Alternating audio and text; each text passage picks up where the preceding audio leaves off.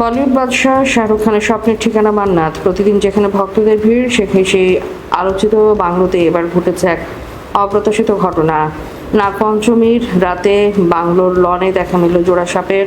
ভারতীয় সংবাদ মাধ্যমের প্রতিবেদন অনুযায়ী গত সোমবার রাতে মান্নাতের লনে দুটি সাপ দেখতে পান বাড়ির কর্মীরা। বিষয়টি নিরাপত্তা কর্মীদের জানানো হলে দ্রুত সাপ উদ্ধারকারীদের সঙ্গে যোগাযোগ করা হয়। দীর্ঘ তল্লাশির পর উদ্ধার করা হয় প্রায় 8 ফুট লম্বা একটি সাপ। তবে দ্বিতীয় সাপটির হদিস মেলেনি। জানা যায়, রাত 8টার দিকে সাপ উদ্ধারকারীদের কাছে ফোন করেন মান্নাতের নিরাপত্তা কর্মীরা।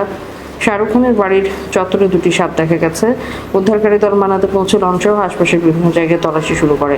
দীর্ঘ তল্লাশির পর শাহরুখের বাড়ির একটি সিঁড়ির নিচে লুকিয়ে থাকা সাপটির সন্ধান পান উদ্ধারকারীরা। সতর্কতার সঙ্গে সেটিকে বের করে আনা হয়। প্রায় 8 ফুট লম্বা সাপটি ইন্ডিয়ান রেড স্নেক প্রজাতির। যদিও সাপটি বিষধর নয়, তবে অন্য আরেকটি সাপকে খুঁজে পাওয়া যায়নি, যে কারণে দ্বিতীয় সাপটির সন্ধানে অনেক রাত পর্যন্ত তল্লাশি চালানো হয়। সম্ভাব্য বিভিন্ন জায়গায় খুঁজেও শেষ পর্যন্ত তার কোনো হদিস পাওয়া যায়নি।